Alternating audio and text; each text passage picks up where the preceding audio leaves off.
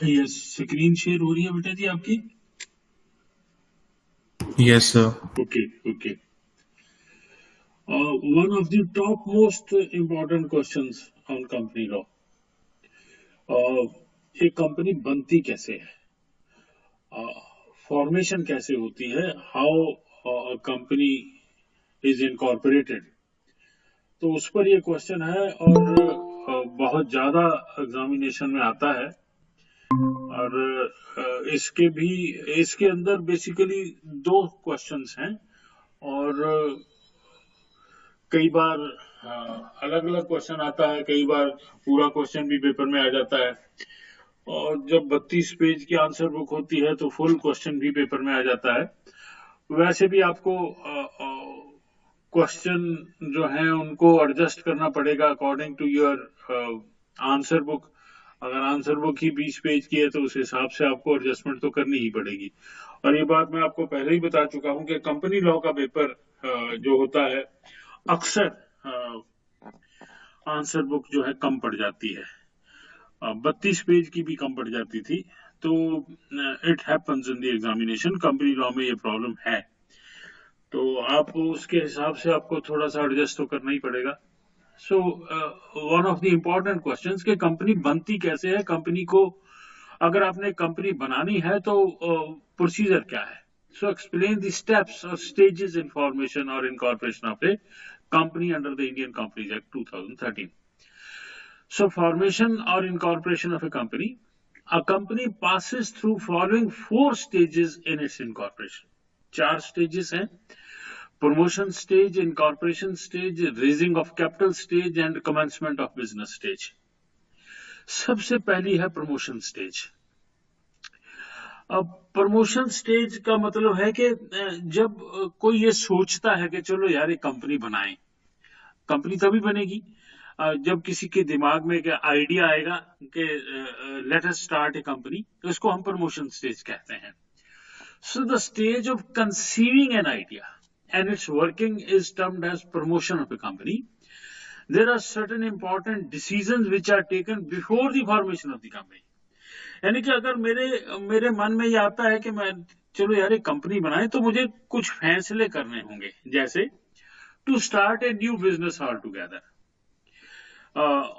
एक लैंड खरीदेंगे, बिल्डिंग बनाएंगे, प्लांट एंड मशीनरी इंस्टॉल करेंगे और एक नया बिजनेस शुरू करेंगे। या to acquire an already running business. कई बार ऐसा भी होता है कि कुछ लोग ऑलरेडी एक बिजनेस कर रहे होते हैं, उनसे वो चल नहीं रहा या वो उस बिजनेस को बेचना चाहते हैं, तो हम उसको खरीद के भी कंपनी की फॉर्मेशन कर सकते हैं। Then decision regarding the product to be produced, यानी कि हम जो कंपनी बनाने जा रहे हैं क्या बनाएंगे, capital involve in the project, कितना पैसा चाहिए, सोर्सेज ऑफ कैपिटल कहाँ से आएगा, whether it shall be A private company और ए पब्लिक कंपनी, क्या पब्लिक कंपनी बनाएंगे कि प्राइवेट कंपनी बनाएंगे। ये सारे फैसले जो हैं वो जो लोग लेते हैं उनको हम प्रमोटर्स कहते हैं, और ये पहली स्टेज जो है इसको हम प्रमोशन स्टेज कहते हैं। Any of the above decisions shall have to be taken by some person or persons. They are called promoters. Where it has been decided to form a OPC, one person, फिर तो एक ही आदमी चाहिए। To form a private company, two persons कम से कम चाहिए। And to form a public company, at least 7 persons shall be subscribe their names to the memorandum of association. अगर आपने public company बनानी है तो कम से कम 7 लोग चाहिए आपके, जो कि मेमोरेंडम ऑफ एसोसिएशन में जिनका नाम लिखा जा सके, जिन पर वो साइन कर सकें। जब आप ये तय कर लेते हैं कि हाँ हम एक प्राइवेट कंपनी बनाएंगे या ओपीसी बनाएंगे या एक पब्लिक कंपनी बनाएंगे, सब कुछ हमने तय कर लिया है, तो अब हम पहला काम क्या करेंगे? सबसे पहला काम करेंगे कि हमारी कंपनी का नाम क्या होगा। सीकिंग नेम अप्रूवल, ये एक बहुत इंपॉर्टेंट स्टेप है। इसको समझने के लिए आपको एक सिचुएशन में आना पड़ेगा, तब आपको बात समझ आएगी। जैसे मैं आपको एग्जांपल दे रहा हूं, मान लो हमने एक कंपनी बनाने का फैसला किया। हमने क्या किया, ये उस कंपनी का नाम होगा, हमने नाम पहले ही तय कर लिया। और हमने क्या किया, पता किया कि डॉक्यूमेंट्स क्या चाहिए, और हमने वो उस कंपनी के उस नाम से सारे डॉक्यूमेंट्स तैयार कर लिए। सब कुछ तैयार करके हम पहुंच गए रजिस्ट्रार के ऑफिस में। लो जी, ये हमारी ये कंपनी रजिस्टर कर दो। और रजिस्ट्रार ने क्या किया, उसने आपके डॉक्यूमेंट्स लिए, उनको देखा और उसने कंप्यूटर में डाला और आपको डॉक्यूमेंट वापस कर दिए। सॉरी, इस नाम से आपकी कंपनी रजिस्टर नहीं हो सकती। क्यों नहीं हो सकती? क्योंकि इस नाम से पहले ही कोई कंपनी रजिस्टर्ड है। आपकी सारी की हुई मेहनत, सारा किया हुआ काम बेकार हो गया, क्योंकि आपने पहले नाम जो है वो अप्रूव नहीं करवाया। बिना नाम अप्रूव करवाए आप कोई स्टेप मत लीजिए, क्योंकि आपके साथ ये हो सकता है। सो इसलिए एक रास्ता सरकार ने बनाया है। As per New Companies Act 2013, the promoters must apply on form number INC1 with fees of ₹1,000 for seeking the name approval. ये पहले नहीं था।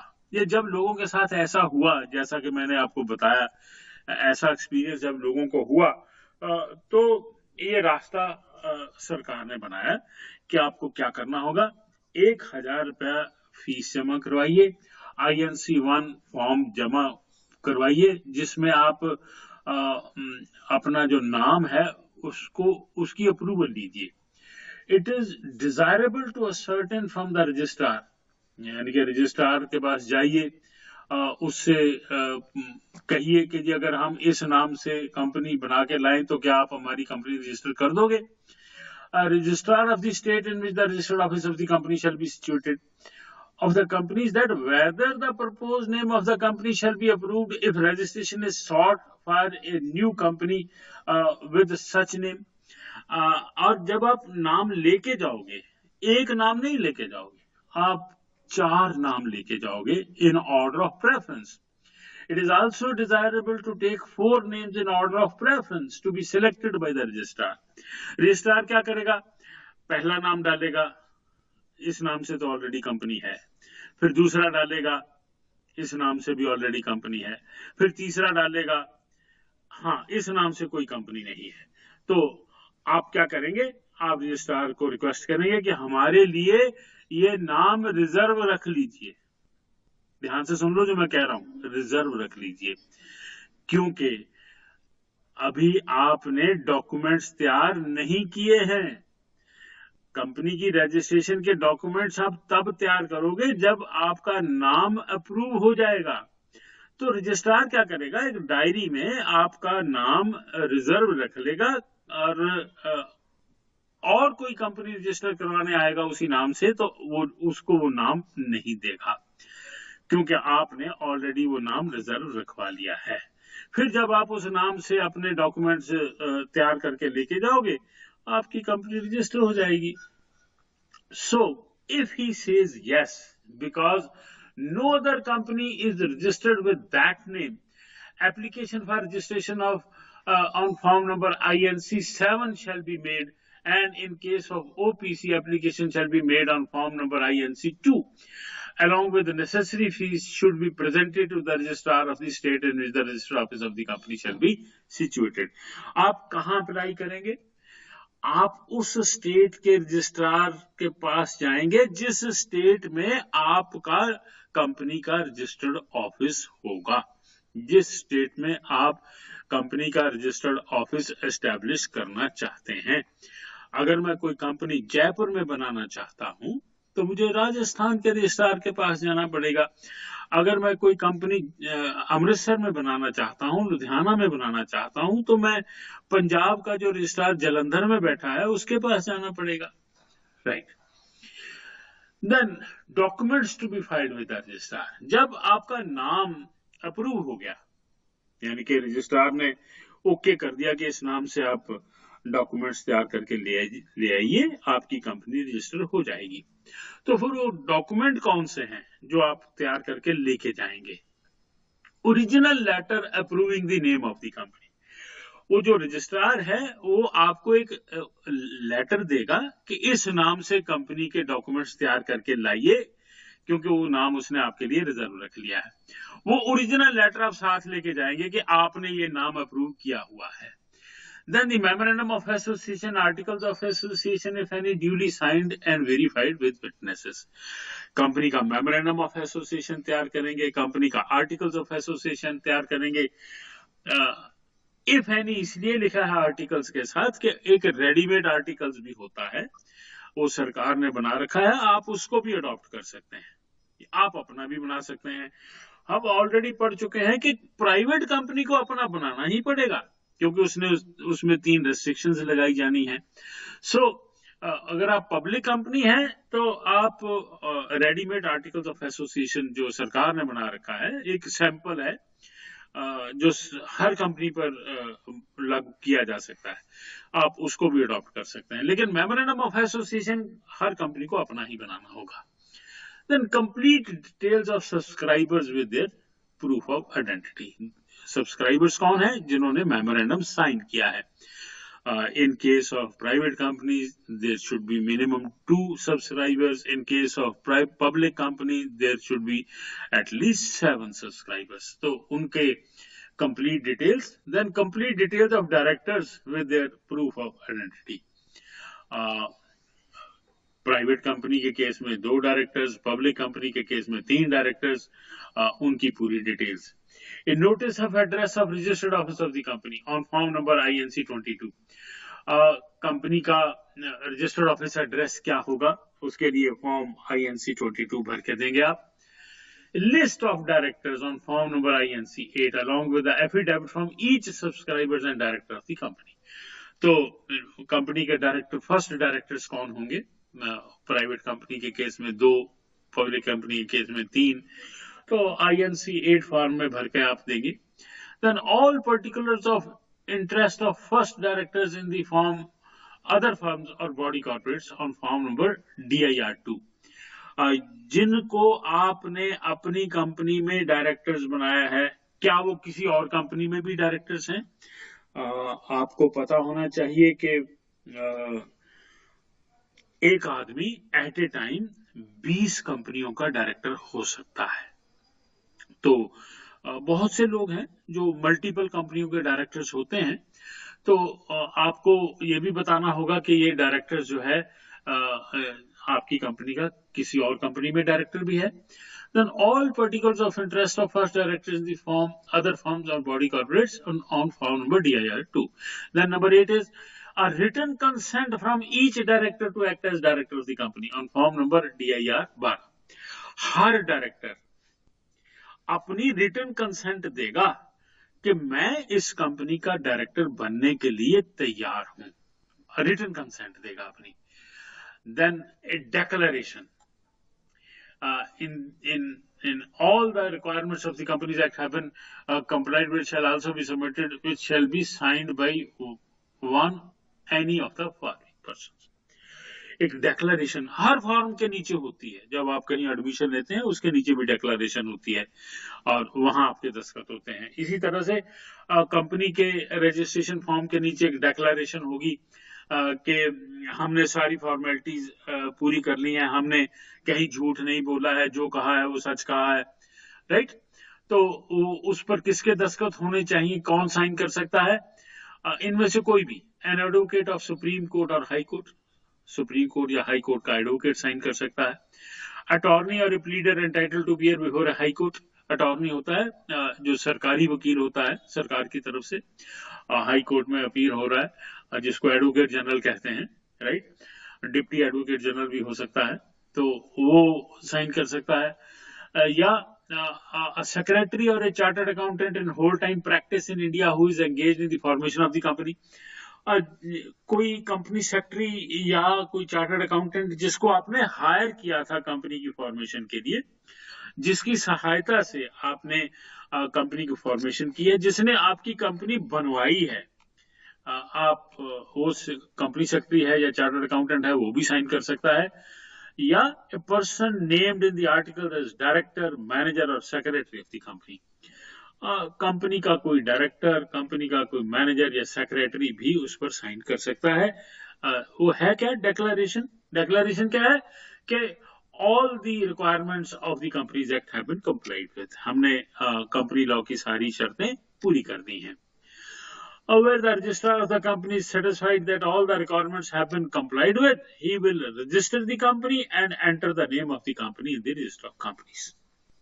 अब क्या होगा, अगर रजिस्ट्रार जो है वो सेटिस्फाइड है कि सब कुछ ठीक है, आपके सारे डॉक्यूमेंट्स ठीक हैं, आपने सारा कुछ ठीक कर दिया है, तो आपकी कंपनी, ध्यान से सुन लो जो मैं कहने लगा हूं, आपकी कंपनी का जन्म हो गया है।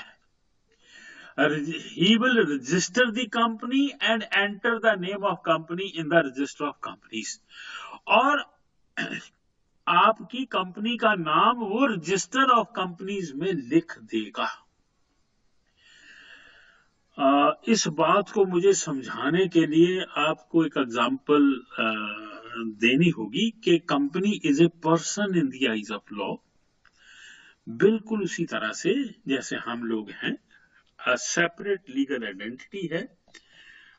हर व्यक्ति एक दूसरे से अलग है, हर कंपनी एक दूसरे से अलग है। अब यहां मैं आपको, क्योंकि सेकंड स्टेज पर जब मैं आऊंगा इनकॉर्पोरेशन स्टेज पर, तो आपको समझना होगा कि सिस्टम क्या है।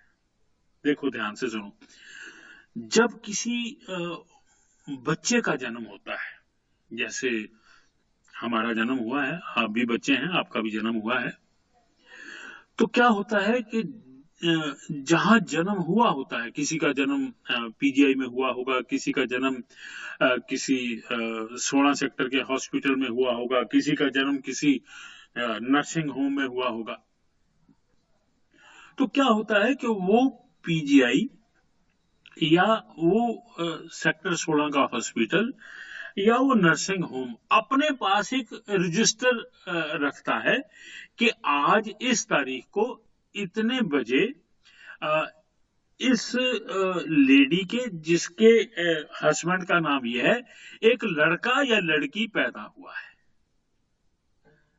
इस बात को ध्यान से समझिए। वो एंट्री वो हॉस्पिटल अपने रजिस्टर में कर लेगा, बच्चे का जन्म हो गया। बिल्कुल वैसे ही हुआ है अभी तक कि रजिस्ट्रार ने रजिस्टर ऑफ कंपनीज में आपकी कंपनी के जन्म को दर्ज कर लिया है कि आपकी कंपनी का जन्म हो गया है। आगे सुनिए। अब जब आपको स्कूल में एडमिशन लेनी है तो आपको पता क्या चाहिए? एक बर्थ सर्टिफिकेट चाहिए। वो कौन देगा? वो रजिस्ट्रार बर्थ देगा। जैसे रजिस्ट्रार कंपनीज है, वैसे ही हमारे यहाँ रजिस्ट्रार बर्थ हैं। रजिस्ट्रार बर्थ जो होता है वो बर्थ सर्टिफिकेट इशू करता है। जब आपको स्कूल में दाखिल करवाया गया होगा तो आपके जो पेरेंट्स हैं वो कहाँ गए होंगे? रजिस्ट्रार के पास गए होंगे और वहां एक फॉर्म भरा होगा कि जी ये बच्चा हमारा इस तारीख को पीजीआई में पैदा हुआ था, इसका बर्थ सर्टिफिकेट हमें इशू किया जाए। और रजिस्ट्रार क्या करेगा?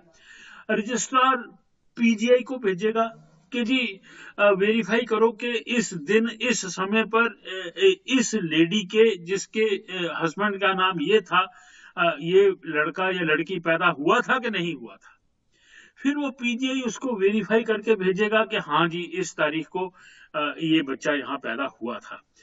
जब वो वेरिफिकेशन आ जाएगी तो रजिस्ट्रार उसके बेस पर आपके माता पिता को बर्थ सर्टिफिकेट इशू करेगा।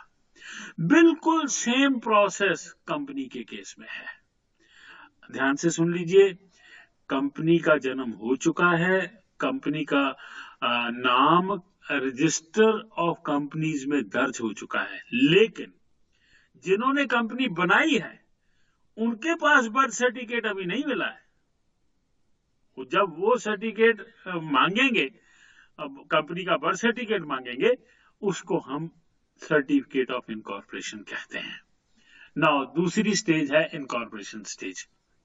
देखो ये बातें जैसे मैं आपको समझा रहा हूँ, ये बातें किसी किताब में लिखी हुई नहीं है।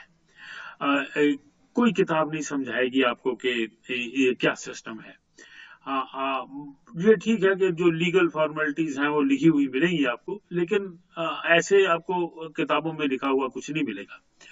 When a company is registered, company register हो गई, and its name is entered in the register of companies, company register of companies उसका नाम दर्ज हो गया, registrar will issue a certificate of incorporation form number INC 11। अब जिन्होंने company बनाई है वो रजिस्ट्रार के पास जाएंगे कि जी हमें सर्टिफिकेट इशू करो, ये कंपनी बन गई है। फिर वो INC 11 में सर्टिफिकेट इशू करेगा, इन विच ही certifies that company is incorporated under his hand, and in the case of a limited company that the company is a limited company। वो एक सर्टिफिकेट आपको इशू कर देगा कि हाँ ये कंपनी मैंने बनाई है और रजिस्टर ऑफ कंपनीज में दर्ज हो चुकी है, और ये सर्टिफिकेट मैं इशू कर रहा हूं। अब ये जो पॉइंट है, effects of registration and incorporation, पेपरों में बहुत ज्यादा पूछा जाता है कि जब एक कंपनी रजिस्टर हो जाती है, कंपनी का जन्म हो जाता है, तो उसकी कंसीक्वेंसेस क्या हैं, उसके इफेक्ट्स क्या हैं। When a company is registered and certificate of incorporation is issued by the registrar, company बन गई है, सर्टिफिकेट ऑफ इनकॉर्पोरेशन इशू हो गया है, यानी कि बर्थ सर्टिफिकेट इशू कर दिया गया है, it shall have the following effects. 4 effect हैं। Number 1, company shall become a separate legal entity from the date mentioned on the certificate of incorporation, which is considered as date of birth of the company। जो certificate पर date लिखी है वो company की date of birth है, उस दिन से वो कंपनी सेपरेट लीगल एंटिटी बन चुकी है। Number 2, the company acquires a perpetual succession. आपका कंपनी कभी मरेगी नहीं, परपेचुअल सक्सेशन में आ गई है। Company acquires a perpetual succession, the members may come, members may go, but it goes for ever. लोग आते जाएंगे, जाते जाएंगे, मेंबर्स मरते जाएंगे, लेकिन कंपनी कभी नहीं मरेगी, परपेचुअल सक्सेशन में आ जाएगी। The company becomes the owner of its property. जिस दिन कंपनी बन जाएगी, वो लैंड, बिल्डिंग, प्लांट, मशीनरी सब की मालिक कंपनी हो जाएगी, बेशक वो बनाई किसने थी, शेयर होल्डर्स ने बनाई थी। The company becomes the owner of its property and the promoters and shareholders have the right to share in the profits of the company। और चौथा है, the company can sue and can be sued in its own name। Company आप पर मुकदमा कर सकती है, आप कंपनी पर मुकदमा कर सकते हैं, आप अपने नाम में कर सकते हैं। ये जो पार्ट है कंक्लूसिवनेस ऑफ सर्टिफिकेट ऑफ इनकॉर्पोरेशन, बहुत इंपॉर्टेंट एरिया है। कंक्लूसिवनेस ऑफ सर्टिफिकेट ऑफ इनकॉर्पोरेशन, ये क्वेश्चन है जो मैंने यहाँ लिख भी दिया है, ये पेपरों में अक्सर पूछा जाता है। A certificate of incorporation issued by the registrar in respect of a company is a conclusive evidence that all the requirements of the act have been complied with। ध्यान से सुन लो जो कह रहा हूं, जब किसी कंपनी का सर्टिफिकेट ऑफ इनकॉर्पोरेशन जारी हो जाता है, वो इस बात का पक्का सबूत है। कंक्लूसिव एविडेंस का मतलब होता है जिसके खिलाफ कोई गवाही नहीं सुनी जाएगी। कंक्लूसिव है, कंक्लूसिव मींस कंक्लूडेड, इसके खिलाफ कुछ नहीं सुना जाएगा। कंक्लूसिव एविडेंस है कि कंपनी लीगली बनी है, कंपनी का जन्म हुआ है। मैं अगर इसकी बहुत ही क्रूड एग्जांपल दूं आपको, ताकि आपको बात समझ आ जाए। जैसे हम लोग इस सोसाइटी में रहते हैं, एक माँ बाप की शादी हुई है और बच्चे ने जन्म दिया है, राइट? तो वो भी बच्चा पैदा हुआ है। एक ऐसे भी आपने सोसाइटी में केस देखे होंगे कि लड़के और लड़की ने शादी तो की नहीं, लेकिन वो बच्चा पैदा हो गया। अब वो जो बच्चा है उसको आप डिनाई नहीं कर सकते कि बच्चा पैदा नहीं हुआ, बच्चा तो पैदा हो गया, हु कैन डिनाई। तो ये जो बात है वो यही बात कंपनी पर लागू है। ध्यान से सुन लीजिए, कंपनी कैसे बनी इस पर क्वेश्चन नहीं किया जा सकता। जब बन गई तो बन गई। इसी तरह, बिल्कुल उसी तरह से जब किसी बच्चे का जन्म हो गया तो हो गया। वो शादीशुदा थे कि नहीं थे, कि पहली शादी थी कि दूसरी शादी थी कि शादी थी नहीं, डजंट मैटर। बच्चा पैदा हो गया ना, हो गया। बिल्कुल उसी तरह से है, कंपनी पैदा हो गई तो हो गई। अब ये क्वेश्चन ही नहीं किया जा सकता कि क्यों पैदा हो गई, ये बच्चा क्यों पैदा हो गया, इसको क्वेश्चन नहीं किया जा सकता। क्योंकि उसमें उस बच्चे का क्या कसूर है।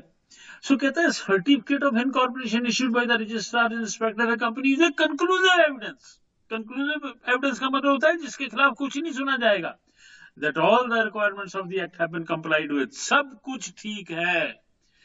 So a certificate of incorporation issued by the registrar in respect of a company is a conclusive evidence that all the requirements of Companies Act have in respect of registration of the company have been complied with, and nothing can be inquired about the prior proceedings. उससे पीछे क्या हुआ था पूछा ही नहीं जा सकता। Certificate of incorporation can not be disputed on any grounds. ये बहुत इंपॉर्टेंट बात है कि सर्टिफिकेट ऑफ इनकॉर्पोरेशन पर कोई झगड़ा नहीं किया जा सकता, can not be disputed on any grounds. Once a company is registered and it starts business, it shall be disastrous if the existence of a company is now disputed. Company बन गई, company ने business शुरू कर दिया, अब आप कहो ये कंपनी तो गलत बन गई तो बन गई, अब उस पर डिस्प्यूट नहीं किया जा सकता। This rule is also known as rule in Peel's case. ये पील्स केस के नाम से भी मशहूर है। इसीलिए ये जो केस है बार्नेट्स बैंकिंग कंपनी वर्सेस पील, यहां से इस नियम का जन्म हुआ था। और इस केस में क्या हुआ था, ध्यान से देखिए। Memorandum of association of A proposed company. अब अभी पढ़ा हमने, जब आप कंपनी की रजिस्ट्रेशन करवाने जाते हैं ना, तो मेमोरेंडम ऑफ एसोसिएशन बना के लेके जाएंगे प्रपोज्ड कंपनी का। तो इसमें क्या हुआ, memorandum of association of A proposed company was materially changed without the knowledge and authority of the subscribers after signature of the subscribers, but before it was filed with the registrar for registration of the company. हुआ क्या, memorandum of association तैयार कर लिया गया, उसके last page पर 7 लोगों ने दस्तखत करने होते हैं, जो पब्लिक कंपनी के केस में। तो 7 लोगों ने दस्तखत कर दिए, कंपनी का मेमोरेंडम ऑफ एसोसिएशन तैयार हो गया। अब जो हुआ इस केस में वो आपको बता रहा हूं मैं, कि जो मिस्टर पील था, सबसे ज्यादा पैसा उसी का लगा हुआ था। और जब ये तय हुआ था कि हम कंपनी बनाएंगे, तो मेमोरेंडम ऑफ एसोसिएशन की जो मेन क्लॉज होती है वो होती है ऑब्जेक्ट क्लॉज, यानी कि कंपनी करेगी क्या। जैसे हम एग्जांपल ले लें कि जी कंपनी जो है वो तो जूते बनाएगी, कंपनी जो है वो तो कपड़ा बनाएगी, कंपनी जो है वो सीमेंट बनाएगी, कुछ भी, you can take any example. तो ऐसे ही इस केस में हुआ कि मेमोरेंडम ऑफ एसोसिएशन तैयार कर लिया गया कि कंपनी ये बिजनेस करेगी, और सबने उस पर दस्तखत कर दिए। उसके बाद क्या हुआ, वो जो पील था वो कहीं यानी कि उसको जाना था, वो चला गया, और पीछे से जो बाकी 6 मेंबर थे उनको लगा यार ये कंपनी का जो मेमोरेंडम है जो हमने बनाया है, ये कंपनी तो हमने गलत चुन लिया, हमें कपड़ा नहीं बनाना चाहिए, हमें तो फार्मास्यूटिकल कंपनी बनानी चाहिए, दवाइयां बनानी चाहिए, उसमें पैसा ज्यादा कमाया जा सकता है। तो सारे कहने लगे तो ऐसे क्या करते हैं कि वो जो दस्तखत वाला पेज है वही रहने देते हैं, तो मेमोरेंडम ऑफ एसोसिएशन चेंज कर देते हैं। तो सबने फैसला कर लिया, उसमें पील नहीं था, वो तो गया हुआ था कहीं, तो मेमोरेंडम ऑफ एसोसिएशन के सारे पेज बदल दिए, और जो पीछे 7 लोगों का दस्तखत वाला पेज था वो वही रह गया जिस पर पील के भी दस्तखत थे, और सबमिट कर दिया गया, और कंपनी रजिस्टर हो गई। जब पील आया उसने कहा कि भाई कंपनी रजिस्टर हो गई, हाँ जी हो गई। तो पता चला उसको कि भाई ये तो कपड़े की बजाय ये तो फार्मास्यूटिकल कंपनी रजिस्टर हो गई।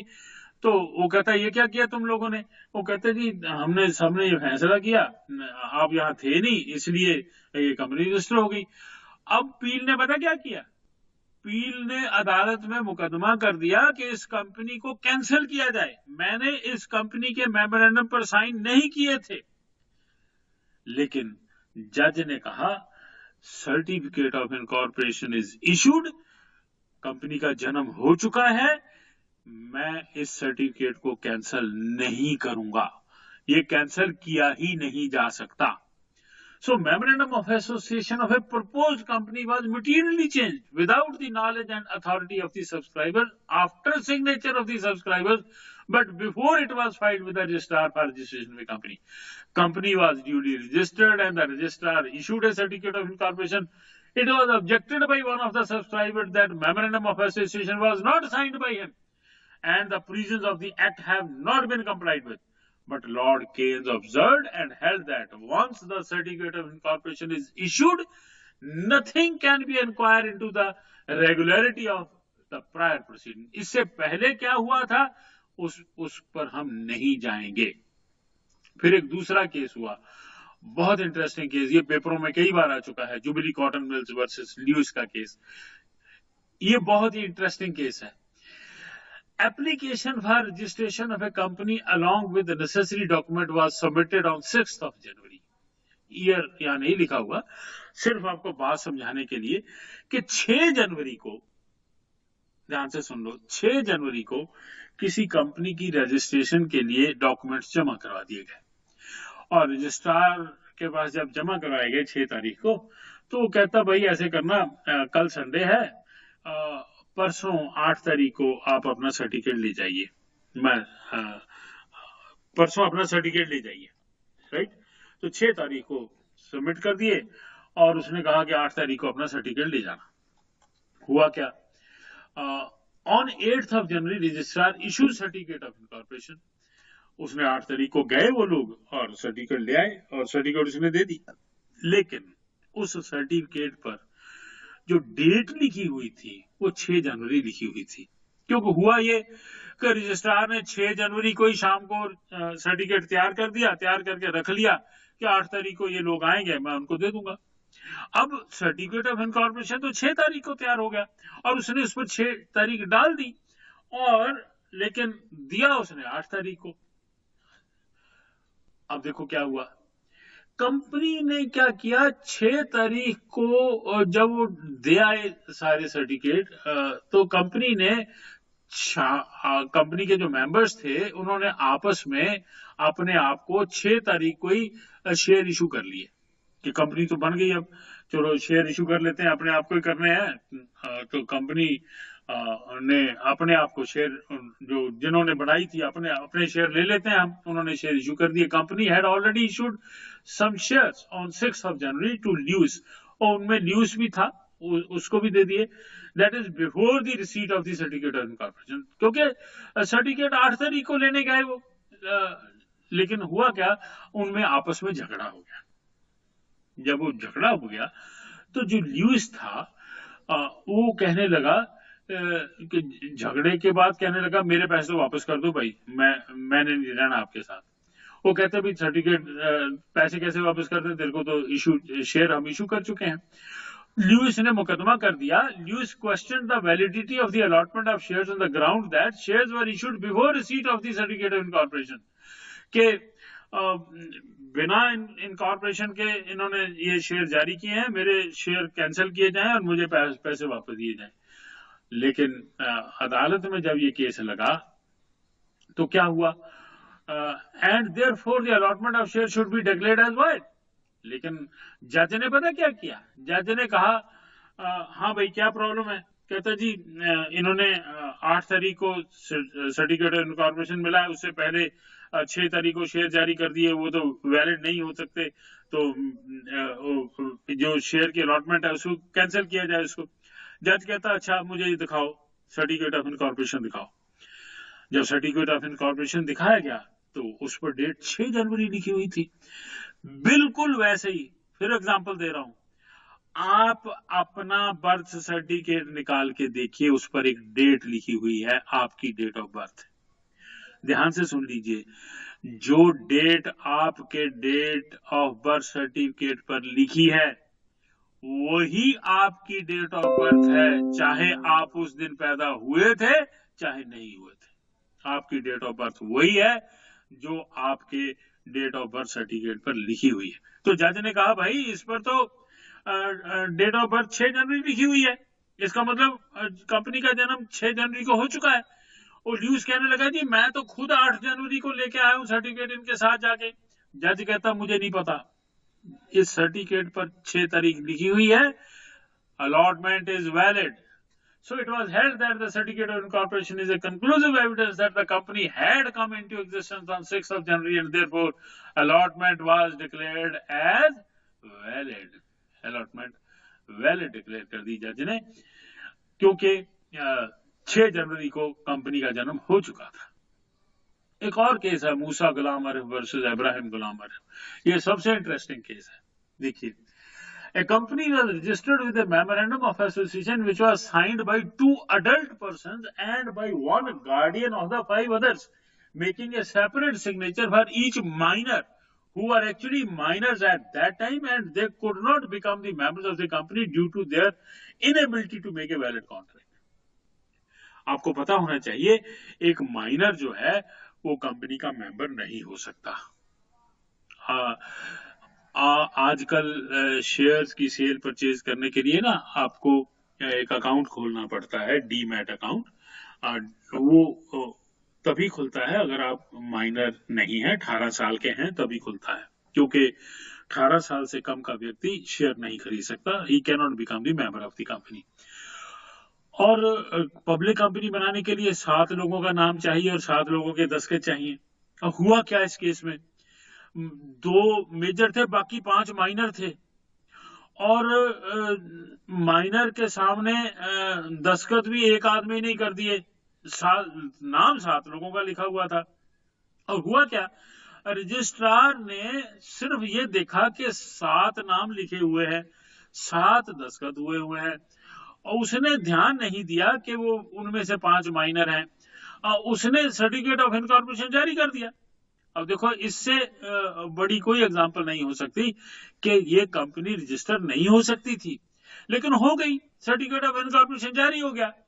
सो कहते हैं company was registered with a memorandum of association which was signed by 2 adult person and by a guardian of the 5 others, making a separate signature for each minor who are actually minors at that time and they could not become the member of the company due to their inability to make a valid contract. But the registrar registered the company and issued a certificate of incorporation. Certificate of incorporation जारी हो गया। अब the validity of the certificate of incorporation was contested that it should be declared as void. झगड़ा हो गया और एक member ने मुकदमा कर दिया, ये तो गलत बनी है company, certificate of incorporation cancel किया जाए। लेकिन but the Privi council, supreme court उस समय की, held that the certificate of incorporation was conclusive and no evidence could be admitted against it. Certificate of incorporation conclusive है, ये नहीं देखा जाएगा कि ये कैसे इशू हुआ। इसकी अब मैं आपको एक एग्जांपल देने लगा हूं जिससे आपको बात और क्लियर हो जानी चाहिए। सुनो ध्यान से। आपका एग्जाम होता है, खैर अब ऑनलाइन हो रहा है वो अलग बात है, आपने ऑफलाइन भी एग्जाम दिए होंगे। एग्जाम में क्या होता है, आप पेपर देते हैं, फिर इवैल्यूएशन होती है, फिर आपको नंबर मिलते हैं। अब मैं एग्जांपल देने लगा हूं कि एक लड़का या लड़की, एक स्टूडेंट जो ना कभी क्लास में आया, ना कभी उसने ट्यूशन पढ़ी, ना उसने कभी किताब खोली। क्या हुआ, एग्जाम हुआ, उसका कोई लिंक था, उसने दबा के नकल मारी, किताब खोल के पेपर किए और हुआ क्या, जिन्होंने मेहनत की थी, सारा साल पढ़े थे, उनके तो नंबर आए 92%। और जिसने ना कभी क्लास लगाई, ना कभी ट्यूशन पढ़ी, ना कभी कुछ किया और किताबें खोल के पेपर किया, उसके आगे 98%। सर्टिफिकेट इशू हो गया, रिजल्ट डिक्लेयर हो गया।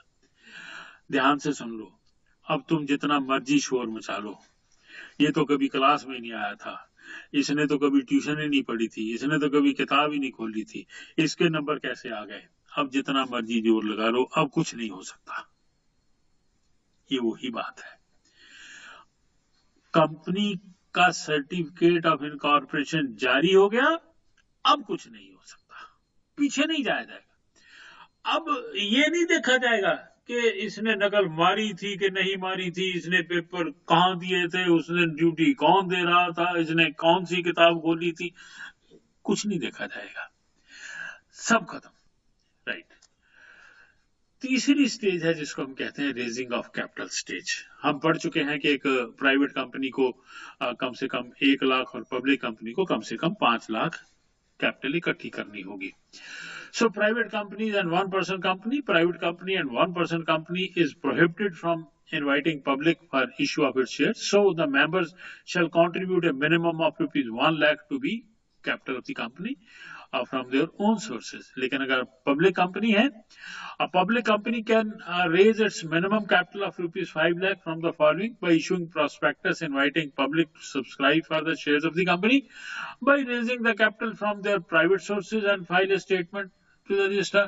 आप पब्लिक को भी शेयर जारी कर सकते हैं, या आप अपने आप भी पैसे इकट्ठे करके 5 लाख रुपए कंपनी शुरू कर सकते हैं।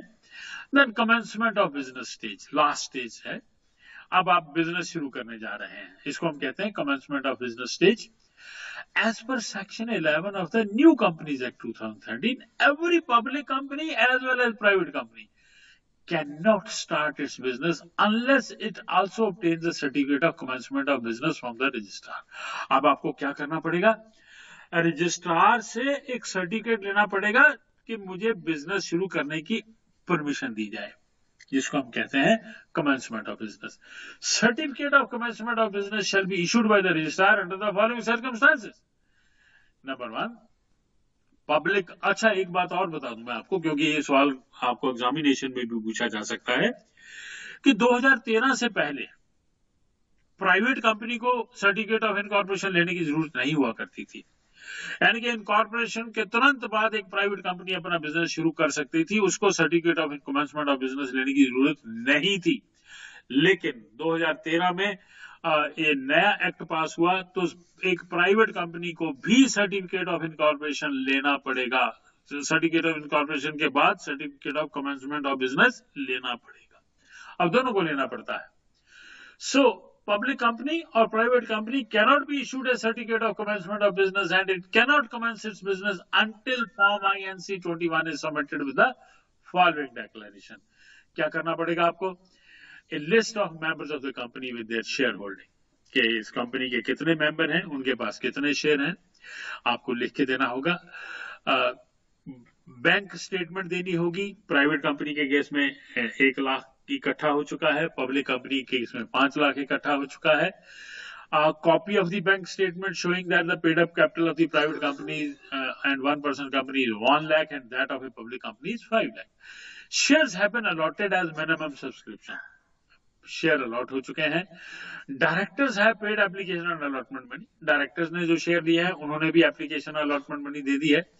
Shares have been listed on a recognized stock exchange, public company के केस में शेयर जो है स्टॉक एक्सचेंज पर लिस्ट हो गए हैं। कंसेंट ऑफ ऑडिटर्स, जो ऑडिटर्स हैं उन्होंने अपनी कंसेंट दे दी है कि हम कंपनी का ऑडिटर बनने के लिए तैयार हैं। Certified copies of memorandum of association and articles of association, दोनों की सर्टिफाइड कॉपी साथ लगी होनी चाहिए। Details of preliminary expenses of the company already incurred and propose to be incurred, preliminary expenses जो है कंपनी के जितने हुए हैं, यानी कि शेयर इशू करने में उनका हिसाब देना होगा। Then power of attorney to obtain certificate of commencement of business from the registrar of the companies. किसी को, एक डायरेक्टर को या अपने मैनेजर को आप पावर देंगे कि जाके certificate of commencement of business लिया, वो रजिस्ट्रार उसी को देगा जिसके पास ये आप पावर ऑफ अटॉर्नी देंगे, क्योंकि सर्टिफिकेट उसी को देगा वो जिसको आप ऑथराइज करेंगे। Certified copy of the resolution passed by the board meeting for approval of the filing of declaration for obtaining certificate of commencement of business from the registrar of the company. आपके board of directors ने एक resolution pass किया होगा कि certificate of commencement of business जो है registrar से लिया जाए, तो उस रेजोल्यूशन की कॉपी साथ लेके जाएगा वो व्यक्ति कि मुझे ऑथराइज किया गया है कलेक्ट करने के लिए, मुझे certificate of commencement of business दे दिया जाए। तो रजिस्ट्रार उस व्यक्ति को वो certificate of commencement of business issue कर देगा। तो ये डॉक्यूमेंट साथ लगे होंगे तो आपको certificate of commencement of business मिल जाएगा। So this is one of the very important questions, बहुत इंपॉर्टेंट क्वेश्चन है ये, एग्जामिनेशन में बहुत बार पूछा गया है और कंक्लूसिवनेस पर अलग से भी क्वेश्चन पूछा गया है कई बार। अकेला कंक्लूसिवनेस पर क्वेश्चन भी आ सकता है, पूरा क्वेश्चन भी आ सकता है। आप पूरे क्वेश्चन की तैयारी कीजिए, राइट। सो क्लास के बाद मैं आपको ये फाइलें भेज दूंगा, right. So will be meeting day after now.